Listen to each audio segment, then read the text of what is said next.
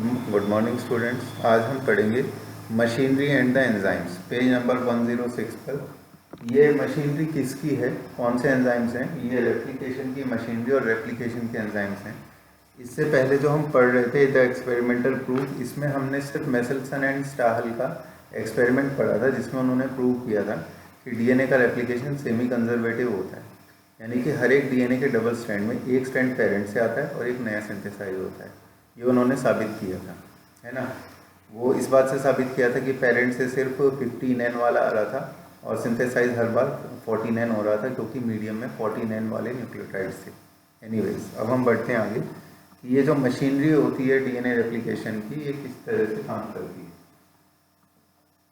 सबसे पहले तो ये देखते हैं कि डीएनए का स्ट्रक्चर कैसा होता है। अगर डीएनए को डबल स्ट्रैंड को हम इस तरह से इंडिकेट करें, जबकि वो इस तरह से होता है कि दोनों स्ट्रैंड एक दूसरे से इस तरह से हेलिकल फॉर्म में प्रेजेंट होते हैं, लेकिन अगर हम समझाने के उद्देश्य से इस तरह से उसे ड्रॉ करें तो उसमें तुम ये देख रहे हो कि हर एक पोजीशन पर एक न्यूक्लियोटाइड है। जैसे एक न्यूक्लियोटाइड, फिर अगला न्यूक्लियोटाइड, फिर अगला न्यूक्लियोटाइड, फिर अगला न्यूक्लियोटाइड। इस तरह से वो चेन्स में अरेंज होते हैं, इसलिए उसे पॉलीन्यूक्लियोटाइड कहा जाता है। हर एक न्यूक्लियोटाइड में 3 कंपोनेंट होते हैं। ये वाली बातें मैं बता चुका हूँ इसलिए, लेकिन फिर भी रिवाइज कर देते हैं। हर एक न्यूक्लियोटाइड में 3 कंपोनेंट होते हैं, नाइट्रोजनस बेस, पेंटोज शुगर और फॉस्फेट। फॉस्फेट और पेंटोज शुगर हर एक न्यूक्लियोटाइड में डीएनए के सेम होंगी, लेकिन नाइट्रोजनस बेस की वजह से ही वो एक दूसरे से अलग अलग होते हैं। इसीलिए कई बार स्ट्रैंड्स को हम खाली नाइट्रोजनस बेस से भी इंडिकेट कर देते हैं कि ये सीक्वेंस है। तो अगर मैं यहाँ सीक्वेंस लिखूँ A T A T C G C C A T G T, ये मैंने कोई सीक्वेंस लिख दिया अपने मन से, तो इसके सामने जो सीक्वेंस होगी वो होगी टी ए टी ए, इसके बाद आएगा जी सी जी जी टी ए सी सी, ये सीक्वेंस है। अब इस सीक्वेंस में तुम ये देखो कि ए और टी ज़्यादा कहाँ पर है, ए और टी ज़्यादा यहाँ पर है स्टार्टिंग में। तो ये जो ए और टी रिच सीक्वेंस होती है, यानी कि ऐसी जगह डीएनए में जहाँ ए और टी ज़्यादा पाए जाते हैं, उन्हें ए टी रिच सीक्वेंस कहा जाता है। तो इनकी सिग्निफिकेंस ये होती है कि यहाँ पर डबल बॉन्ड्स होते हैं, इसमें डबल बॉन्ड है, इसमें भी डबल, इसमें भी डबल, इसमें भी डबल और इसमें भी डबल। इसके आगे सी और जी में क्या है, 3, इसमें 3, इसमें 3, इसमें 3, ठीक है। फिर यहाँ 2 हैं, फिर इसके बाद फिर 3 वाले आ। तो ये जो 80 रेज सीक्वेंस है, इसमें डबल बॉन्ड्स होते हैं। अब ये तो तुम भी जानते हो कि डबल बॉन्ड जो होता है वो ट्रिपल बॉन्ड की तुलना में वीक होता है, उसको तोड़ना आसान होता है, इसीलिए 80 रेज सीक्वेंस क्या होती है, आसानी से टूट जाती है। तो डीएनए का रेप्लिकेशन स्टार्ट कहाँ से होता है, ये डबल बॉन्ड वाली रीजन, यानी 80 रेज सीक्वेंस से। ऐसा क्यों होता है, तो दोनों स्ट्रैंड को अलग करना क्यों जरूरी है? क्योंकि अभी अभी तुम जब एक्सपेरिमेंटल प्रूफ पढ़ रहे थे उसमें पढ़ के आए थे कि अगर ये डीएनए का डबल स्ट्रैंड है और इनके बीच में हाइड्रोजन बॉन्ड्स एग्जिस्ट करते हैं, तो जिस समय रेप्लिकेशन होगा उस समय दोनों स्ट्रैंड एक दूसरे से सेपरेट हो जाएंगे और इनके सामने एक नया स्ट्रैंड जो कॉम्प्लीमेंट्री होगा वो सिंथेसाइज होगा। तो डीएनए के दोनों स्ट्रैंड्स का सेपरेशन तो तभी हो सकता है जब ये बॉन्ड्स ब्रेक होंगे, और ये बॉन्ड्स ब्रेक कहाँ पर होंगे, जहाँ पर ये ए और टी वाली सीक्वेंस होंगे, वहाँ से इनका ब्रेक होना शुरू होगा। ये वाला प्रोसेस कुछ ऐसे ही होता है, जैसे कि सपोज करो कि ये हमारे पास कोई चेन है, चेन जैसे कि हमारी जैकेट में लगी होती है उस तरह की कोई चेन है। अब ये चेन जो होती है ये क्या करती है कि इन दोनों स्ट्रैंड्स को अलग करती जाती है। जैसे सपोज करो कि यहाँ से खुलनी शुरू हुई और इस डायरेक्शन में हम इसे खींच रहे हैं, तो जब ये दोनों इसकी पार्ट्स चेन थे, पहले तो जुड़े हुए थे, लेकिन जैसे हम चेन को हमने जब खींचना शुरू किया वो अलग होते चले गए।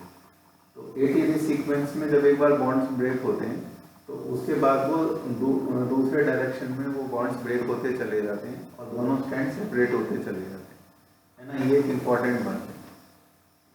अब इस प्रोसेस में कौन कौन से एंजाइम्स अपना रोल प्ले करते हैं वो मैं तुम लोगों को एक्सप्लेन करता हूँ।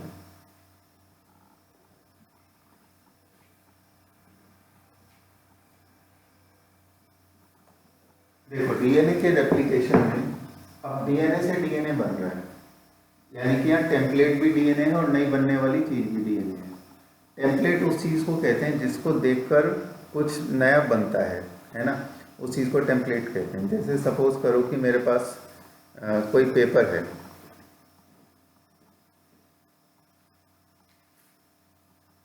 जैसे सपोज करो कि मेरे पास ये पेपर है और इस पेपर की मुझे कॉपी करनी है, तो जिसकी कॉपी करनी है उसको कहते हैं टेम्पलेट। ठीक है, ये मेरे पास टेम्पलेट है। अब एक तो चाहिए हमें टेम्पलेट डीएनए।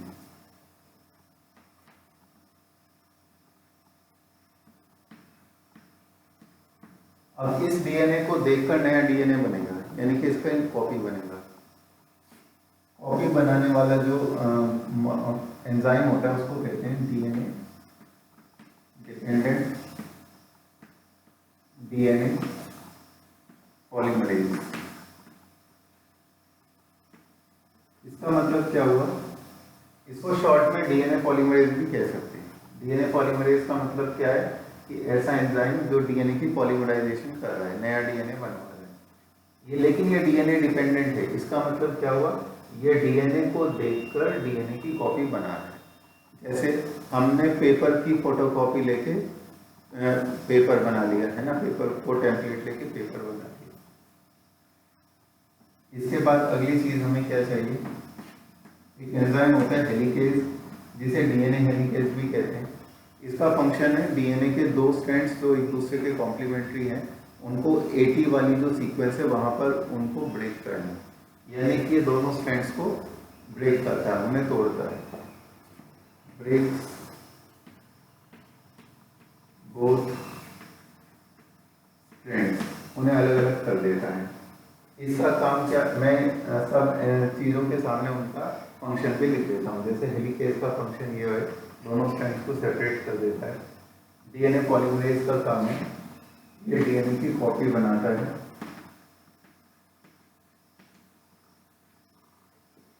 यानी मेन काम यही करता है। टेम्पलेट डीएनए का फंक्शन है एक्सेस टेम्पलेट, ये टेम्पलेट की तरह काम करती है। इसके बाद अगला एंजाइम जो हमें चाहिए वो है टोपोआइसोमरेज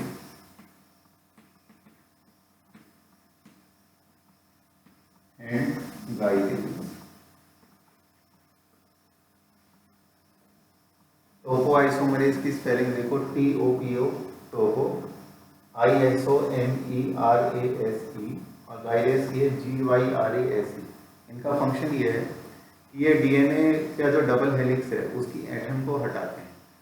जैसे एटम क्या होती है और क्यों होती है, जिसको हम सुपर कॉइलिंग कहते हैं। अगर तुम एक रस्सी का एग्जांपल लो तो रस्सी किस तरह की होती है, इस तरह से उसका एक संरचना होती है और दूसरी संरचना उसके चारों तरफ इस तरह से लिपटी हुई, तब जाके वो रस्सी बनती है। अगर हमें इन दोनों चीज़ों को अलग करना हो, जैसे सपोज यहाँ से तोड़ के अलग किया है ना, इनको ऐसे खींचा, तो बाकी जो इधर और इधर है उसमें क्या आ जाएंगे, बहुत सारे टर्न्स आ जाएंगे, जिनको हम क्या कहते हैं, सुपर कॉइलिंग। तो उन सुपर कॉइलिंग यानी एटम को हटाने का काम ये एंजाइम करते हैं। उसका रीज़न ये है कि अगर एटम नहीं हटेगी तो डीएनए का जो स्ट्रैंड अलग किया है हेलिकेज ने, है ना, वो सीधा कैसे होगा, उसको सीधा करना है ताकि एंजाइम उसकी आराम से कॉपी बना सके। ये इसका उद्देश्य है कि दोनों स्ट्रैंड को सेपरेट करके, सेपरेट तो हेलिकेज कर देगा लेकिन इनको सीधा करना है बिना किसी एटम के। एटम हटाने का काम यानी सुपर कॉइलिंग हटाने का काम टोपोआइसोमरेज और गाइडेज करते हैं। इसके बाद होते हैं single strand binding protein. Single strand binding protein जिनको SSB प्रोटीन्स भी कहते हैं।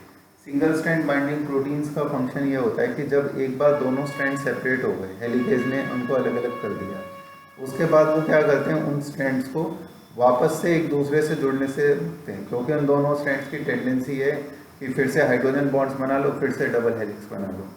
तो वो क्या करते हैं, वो एक क्लैंप्स की तरह लग जाते हैं। क्लैंप्स का मतलब होता है चिटकनी।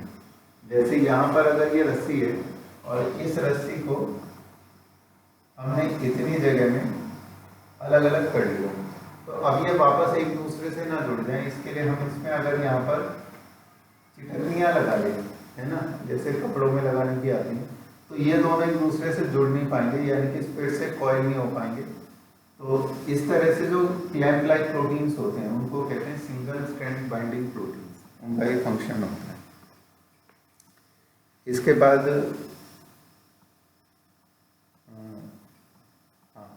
एक फंक्शन और है, और वो है न्यूक्लियोटाइड्स। अब ये जो न्यूक्लियोटाइड्स होते हैं ये तो उस सेल के साइटोप्लाज्म में ही प्रेजेंट है जिसके अंदर ये रेप्लिकेशन होगा। अब आगे हम देखते हैं कि क्या क्या प्रोसेस इसमें होते हैं। In living cells such as E. coli, the process of replication required a set of enzymes. Main enzyme is DNA dependent DNA polymerase, जैसा कि ये लिखा भी है.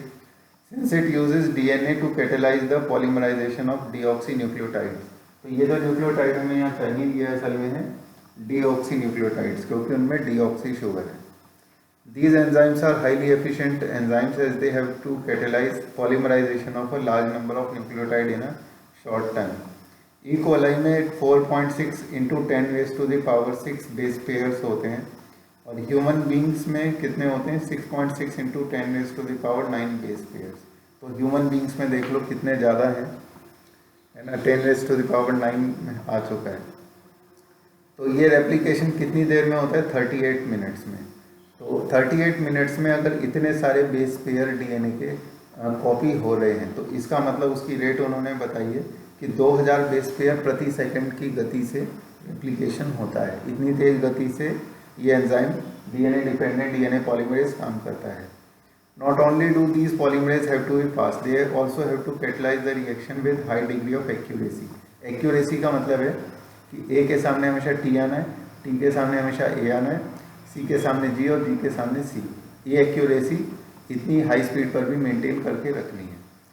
इसके बाद any mistake during replication would result into mutation, ठीक है, म्यूटेशन ना हो। Further more energetically replication is very expensive process, इस प्रोसेस में एनर्जी भी लगती है।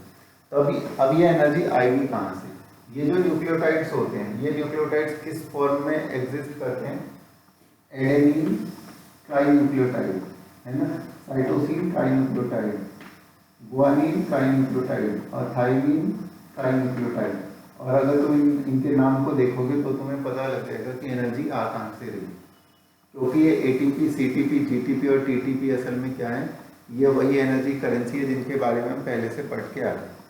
तो ये जो मॉलिक्यूल्स होते हैं ये न्यूक्लियोटाइड्स का काम भी करते हैं, ये एनर्जी की करेंसी का भी काम करते हैं। तो इस प्रोसेस में एनर्जी इस तरह से उपलब्ध होती है, ठीक है। अब देखो क्या लिखा है इन्होंने, deoxyribonucleoside triphosphate serve dual process in addition to acting as substrates, यानी कि ये सबस्ट्रेट के रूप में काम करते हैं इंडिविजुअल यूनिट्स जिनको हम मोनोमर यूनिट्स कहते हैं, तभी जाके तो नए दो डबल हेलिक्स बनते हैं। इसके अलावा ये they provide energy for polymerization reaction, और एनर्जी किस तरह से, जब इनका टर्मिनल फॉस्फेट टूटेगा तो एनर्जी रिलीज होगी। The two terminal phosphates in a deoxynucleoside triphosphate are high energy phosphates, same as in case of ATP, ठीक है, यही बात मैंने तुम्हें बताई है। अब इसके अलावा इनको क्या क्या चाहिए?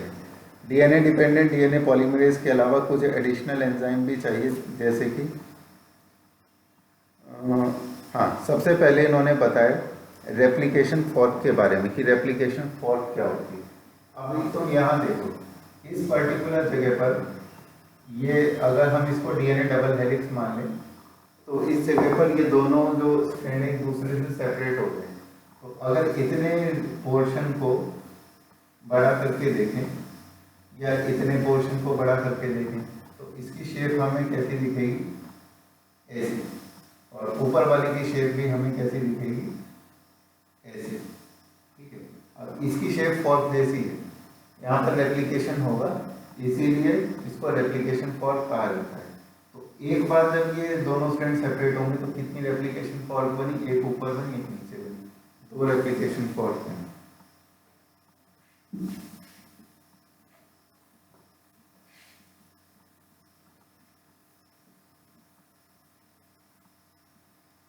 अब देखो रेप्लिकेशन फॉल्ट बनने से होता क्या है। सपोज करो कि ये एक रेप्लिकेशन फॉल्ट बनी है, यानी कि यहाँ से ये दोनों स्ट्रैंड एक दूसरे से सेपरेट हुए, ऊपर अभी भी जुड़े हुए हैं। तो अब इसका 5 प्राइम एंड ये रहा, 3 प्राइम एंड ये रहा, इस वाले का 3 प्राइम एंड ये रहा, 5 प्राइम एंड ये रहा।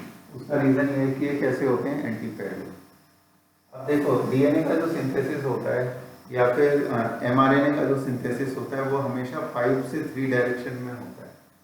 तो 5 से 3 डायरेक्शन किधर होगा, अगर ये 3 है तो इसके सामने जो नया सिंथेसाइज होगा इसको कॉम्प्लीमेंट्री, जैसे सपोज ये हो रहा है तो उसका यहाँ पर होगा 5। तो ऐसे ये सिंथेसाइज होता चला जाएगा, क्योंकि इसका 5 इधर होगा, 3 इधर होगा, ठीक है। लेकिन इसके केस में, ये वाले स्ट्रैंड के केस में जो इसके सामने बनेगा उसका इस एंड पे क्या होगा, 3। अब 3 to 5 तो सिंथेसिस होता नहीं, सिंथेसिस तो होता है 5 to 3।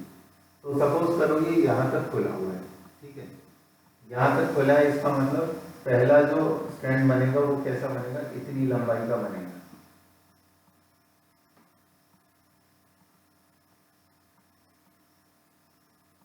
ठीक है, यहाँ 3 है, 5 3 5 3। लेकिन इसके केस में क्या होगा कि चूंकि शुरुआत पीछे से हो रही है, यानी कि इधर से हो रही है, तो सिंथेसिस इस डायरेक्शन में होगा। इसके केस में 5 से 3 सिंथेसिस हो रहा है, तो इसकी सीक्वेंस होगी ऐसे। देखो सिंथेसिस तो हमेशा 5 to 3 होगा, लेकिन इसके केस में शुरुआत यहाँ से होती है, तो ये वाला स्ट्रैंड इस डायरेक्शन में जितना खुलता जाएगा ये उतना ही स्ट्रैंड आगे लंबा बनता जाएगा। लेकिन इसके केस में क्या है कि शुरुआत पीछे से हो रही है, तो सपोज करो इतना खुला हुआ है, तो यहाँ से यहाँ तक का बन गया, और पीछे का खुलेगा तो और पीछे से स्टार्टिंग ले लेगा, है ना। इसको एक और डायग्राम में बना के दिखाते हैं। जैसे सपोज करो कि ये वाला चीज है 5 और ये 3, ये 5 और ये 3। सपोज करो ये इतना खुला है, तो अब ये क्या हो गया, इतना सिंथेसाइज हो गया, इसको हम कहेंगे 5 3। ये तो कंटिन्यूअस हो रहा है क्योंकि इसका 5 इधर है और इसका 3 इधर है। अब ये सपोज करो कि थोड़ा सा और खुल गया, है ना, ये पीछे तक खुल गया। अब ये वाला जो है इस साइड वाला, लेफ्ट साइड वाला, इसने क्या किया, एक और बना लिया, और ये जो इधर वाला था ये आगे अपने राह पर बढ़ता चला गया। तो इससे हम क्या देख रहे हैं, ये वाली जो साइड है जिसमें 5 नीचे की तरफ है और 3 ऊपर की तरफ है, ये ऊपर की तरफ कंटिन्यू सिंथेसिस होता जाएगा जितना वो खुलता जाएगा। और जबकि ये वाला जो है जिसको पीछे से स्टार्टिंग लेनी है, ये जितना जितना खुलता जाएगा उतना उतना पीछे से स्टार्टिंग लेता जाएगा, इसीलिए टुकड़ों में बनेगा, है ना। जैसे इतना खुला तो इतना टुकड़ा बन गया, फिर आगे थोड़ा और खुला, फिर उसने पीछे से स्टार्टिंग ली, फिर एक टुकड़ा बन गया। तो एक साइड का जो सिंथेसिस होता है वो होता है डिसकंटिन्यूअस सिंथेसिस, डिसकंटिन्यूअस, और एक साइड का होता है कंटिन्यूअस सिंथेसिस।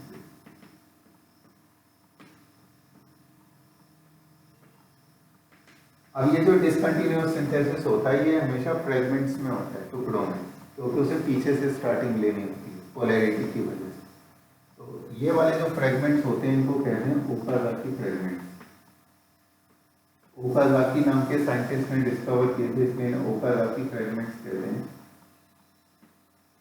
डिसकंटिन्यूअस सिंथेसिस में जो फ्रेगमेंट्स बनते हैं उन्हें ओकाज़ाकी फ्रेगमेंट्स कहते हैं।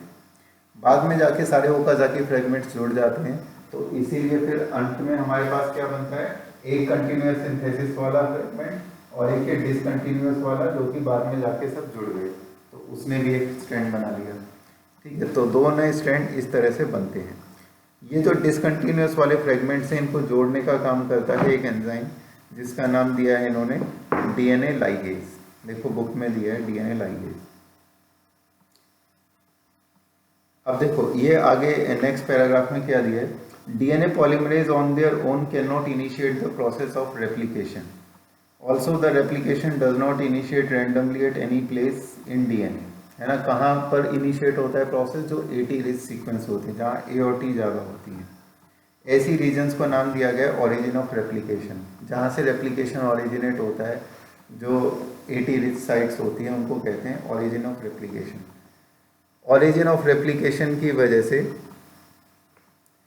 ओरिजिन ऑफ रेप्लिकेशन की वजह से ही बाहर से आने वाले डीएनए को रेप्लिकेशन के लिए वेक्टर की ज़रूरत होती है। अब ये वेक्टर क्या होता है और रिकॉम्बिनेंट डीएनए प्रोसीजर क्या होता है, ये हम बायोटेक्नोलॉजी वाले चैप्टर में पढ़ेंगे। इसका मतलब ये है कि अगर हमारे पास ये डीएनए का मॉलिक्यूल है ना, तो जरूरी नहीं कि ये एंजाइम इसको मिल जाएंगे तो ये अपनी कॉपी बना देगा। अगर इसके पास ओरिजिन ऑफ रेप्लिकेशन यानी ऐसी साइट नहीं है जहाँ से वो रेप्लिकेशन स्टार्ट हो सके, तो वो प्रोसेस नहीं कर पाएगा।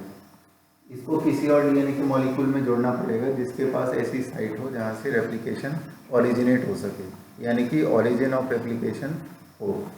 ओरिजिन ऑफ रेप्लिकेशन को शॉर्ट में ORI कहते हैं। तो जिन डीएनए के पास ORI सीक्वेंस होगी यानी 80 रिच सीक्वेंस होगी, वो रेप्लिकेट कर पाएंगे, बाकी नहीं कर पाएंगे। इसके बाद दिया है not every set of detail is understood well in eukaryotes replication is takes place at S phase, यानी सिंथेसिस फेज में रेप्लिकेशन होता है। The replication of DNA and cell division cycle should be highly coordinated. उसका reason ये है कि cell cycle से पहले, सेल डिवीजन से पहले हम, अब चूंकि 2 न्यूक्लियस बनने हैं, तो 2 न्यूक्लियस बनने से पहले उतना जेनेटिक मटेरियल भी बन जाना चाहिए, यानी उतनी डीएनए की कॉपी भी हो जानी चाहिए। इसीलिए एस फेज पहले होता है किससे, रेप्लिकेशन साइकिल से। Failure in cell division after DNA replication results in polyploidy. अगर सेल डिवीजन ना हो डीएनए सिंथेसिस के बाद भी, तो पॉलीप्लॉइडी तो एक तरह का क्रोमोसोमल डिसऑर्डर है जिसमें क्रोमोसोम के मल्टीपल सेट्स बन जाते हैं, वो देखने में आता है। इसके बाद you will learn about the nature of origin and process and this site in higher classes. तो ये है हायर क्लासेस का। इसके बाद ट्रांसक्रिप्शन हम पढ़ेंगे कल।